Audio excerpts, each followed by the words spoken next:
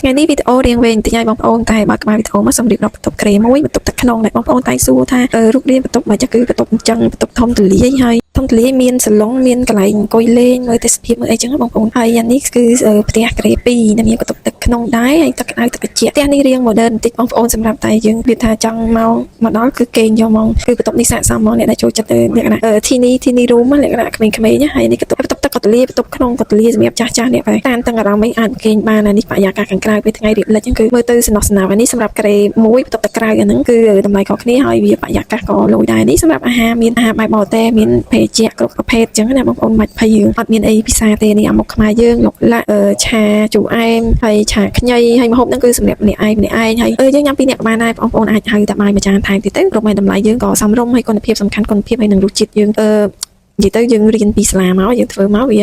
ញ៉ាំទៅមានទំនុកចិត្តហើយនេះសម្រាប់ម្ហូបបរទេសបែបលឿនណាបងប្អូននេះសាឡាត់មានសាឡាត់ដាក់ទឹកម៉ាញ៉ាណេពងមាន់ចៀនទឹកដោះគោហើយនេះភីសាសាំងវិចភីសាយើងក៏រសជាតិអែមដែរបងប្អូនអាចសាកមើលភីសាយើងតម្លៃក៏ធូរថ្លៃហើយទំហំក៏អាចញ៉ាំបាន2 3នាក់អញ្ចឹងណានេះហាក់បាយកៈពិអានេះបាយសាច់ជ្រូកយើង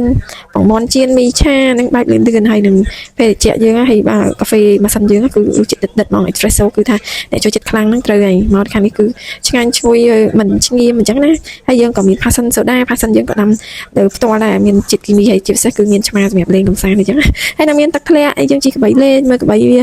ចូលអូអញ្ចឹងណាមើលទឹកជ្រោះនេះទឹកជ្រោះនេះយើងបែបដើរឆ្ងាយតែនេះកន្លែងនេះដែរសំខាន់គឺពួកខ្ញុំទៅជួបផ្ទាល់គឺនៅចិត្តហ្នឹងទេហើយក៏មានដើមឈើធំសម្រាប់យើងចង់មើលសត្វមើលអីដែលឯងលេងអញ្ចឹងណានេះទៅចំការផាសិនធម្មជាតិយើងកំពុងតែបានផលបដាហើយអានេះរូបភាពដែលជុំវិញកន្លែងយើងគឺមើលថ្ងៃរះថ្ងៃលិចតម្រងហើយនេះមកដល់ព្រៃខាងក្រោយយើងអាចថតរូបលេងដើមឈើក៏មានបាក់នៅពេលខ្យល់ខ្លាំងអញ្ចឹងណាហើយក៏មានពេលភ្លៀងក៏មានបរិយាកាសផ្សេងឥឡូវចូលមកដល់ភេសជ្ជៈយើងក៏មានគ្រប់ប្រភេទអញ្ចឹងបងប្អូនសម្លាញ់មួយណាអាចជ្រើសមួយហ្នឹងសម្រាប់តែវិញគឺតែ